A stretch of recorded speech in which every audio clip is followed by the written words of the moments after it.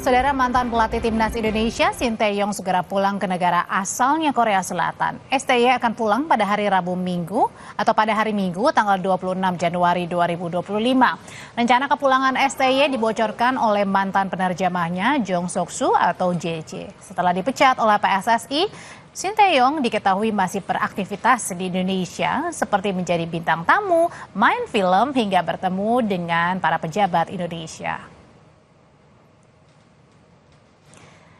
Informasi terkait kepulangan Shin Tae-yong diberikan oleh mantan penerjemah Shin Tae-yong, Jong Sok-soo atau biasa disapa dengan JJ. JJ menulis, Coach Shin Tae-yong akan pulang ke Korea, kampung halamannya pada 26 Januari 2025 pukul 21.50 WIB dengan pesawat Korean Air. Terima kasih atas dedikasinya selama ini.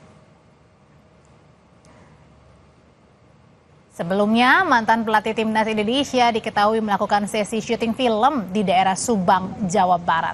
Di kesempatan inilah, Shin Tae-yong berharap agar pemain timnas bisa menembus panggung Piala Dunia 2026. 일단 저는 인도네시아 축구 대표팀에서 그만뒀지만 인도네시아 축구를 사랑하시는 모든 분들께 이 자리를 빌어서 너무 감사하고 제가 있는 동안은 너무 사랑을 많이 받아서 나는 행복했고 그럼으로써 또 인도네시아 팬들이나 국민들한테 너무 감사하게 생각하고 있다.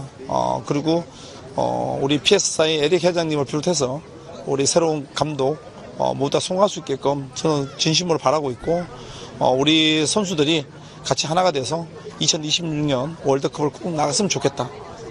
그럼으로써 내가 같이 이제까지 5년 동안 키워놨던 우리 선수들, 그다음에 5년 동안 만들어놨던 시스템이 안 무너졌으면 좋겠다는 게 내 생각이다. Para pemain timnas di Liga Belanda kini dalam pantauan tim pelatih Patrick Kluivert. Salah satu yang dimonitor penampilannya adalah Eliano Reinders. Pemain timnas Indonesia Eliano Reinders menorehkan catatan penting di Liga Belanda bersama klubnya PEC Zwolle. Pertandingan melawan PSV Eindhoven Sabtu malam menandai 100 laga Eliano bersama Zwolle.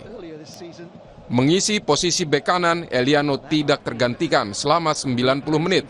Dia membantu klubnya menang 3-1 atas PSV Eindhoven, sang pemuncak sementara Liga Belanda. Penampilan apik Eliano malam itu rupanya dipantau asisten pelatih timnas Indonesia, Denny Lansat. Kemenangan ditambah kepercayaan main penuh saat ditonton Lansat bisa jadi bekal berharga Eliano jelang laga kualifikasi Piala Dunia bersama skuad Garuda Maret mendatang.